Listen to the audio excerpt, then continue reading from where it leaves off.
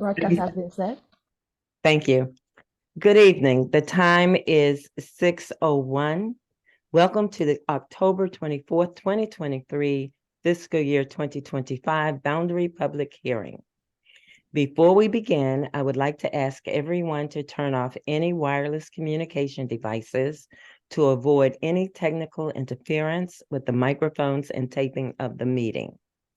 Also, we will have Spanish interpretation services available for this evening. Mr.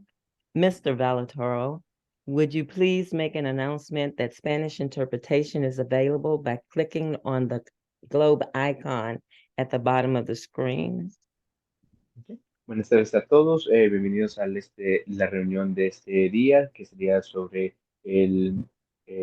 tenemos nosotros servicios de interpretación. Si ustedes quieren recibir esos servicios de interpretación, pueden hacerle clic en la parte de abajo de la pantalla. Ahí va a aparecer un globo, le hacen clic y ahí van a elegir interpretación español, o van a elegir español para meterse al cuarto de interpretación. Thank you.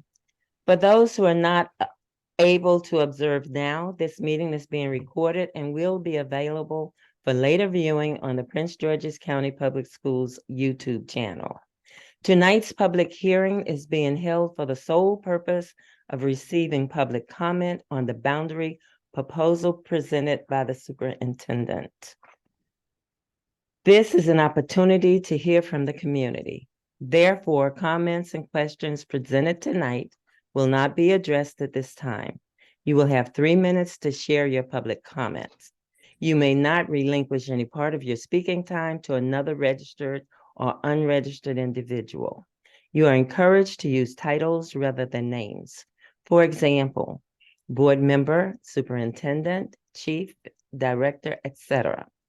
Your adherence to these guidelines will enable the comment process to move smoothly. This evening,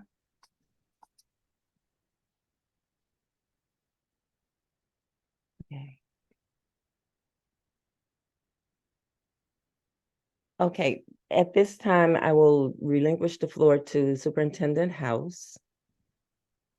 Thank you, Madam. Go ahead. I'm sorry. To make comments and introduce the presentation. That's what I was going to say. Thank you, Madam Chair, and members of the board that are present, as well as the community. I'd like to turn things over to Rihanna McCarter, who's a member of our accountability staff, who will walk us through some of the details. Ms. McCarter. Thank you. Thank you, Superintendent House. Absolutely. I'm going to go ahead and share my screen.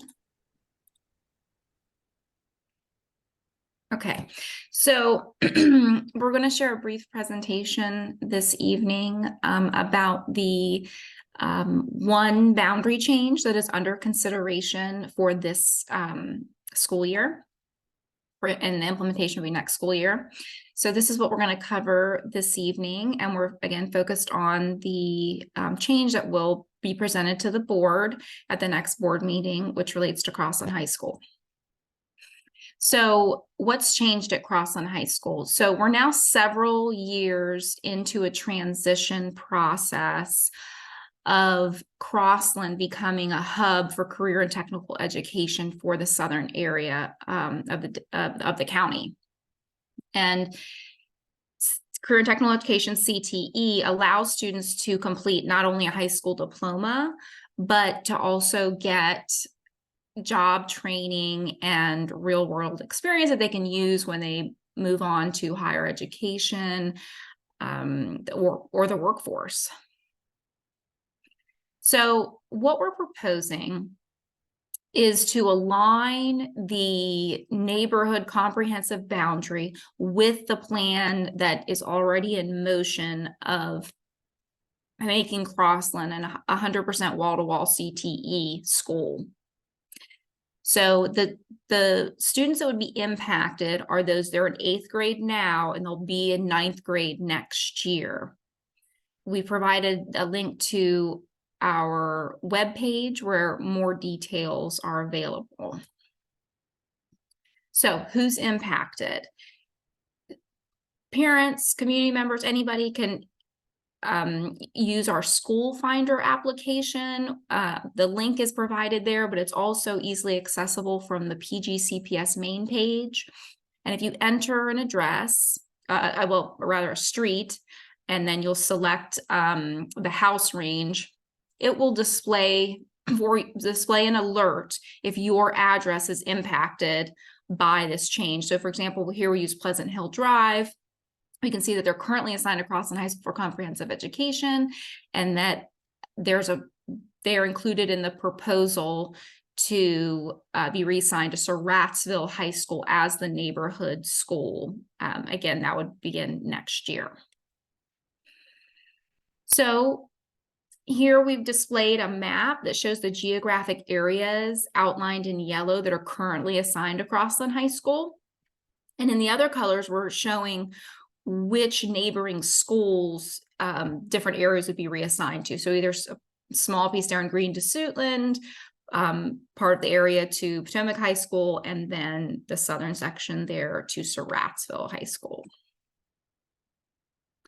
So what are my options if you are a current 8th grader, rising 9th grader for next year?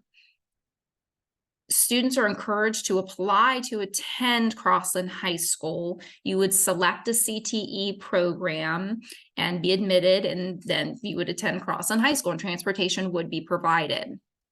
Another option is to attend the newly assigned neighborhood school. So that'll be either Suitland, Potomac, or Surrattsville, depending on your address. Or there are many, many specialty programs that are available. There's charter programs. CMIT South particularly is probably the closest that offers a high school program for charter. And then of course, there's student transfers if you just want to attend a different high school. So there's a ton of options. We just want to provide the link where applications can be submitted for career and technical education. And it's important to think about that now and be applying now because that window is only open until December 15th. Before you is a list of the programs offered at Crossland. They really run the gamut. Almost anything that you could be interested in, they offer something that you can participate in. And again, there's no, I want to state that there's no entry requirements for these programs. So it's not like science and technology where there's the PSAT score and that plays into it. Anyone can apply for these programs, any student. So we held 2 information sessions with the community earlier this month.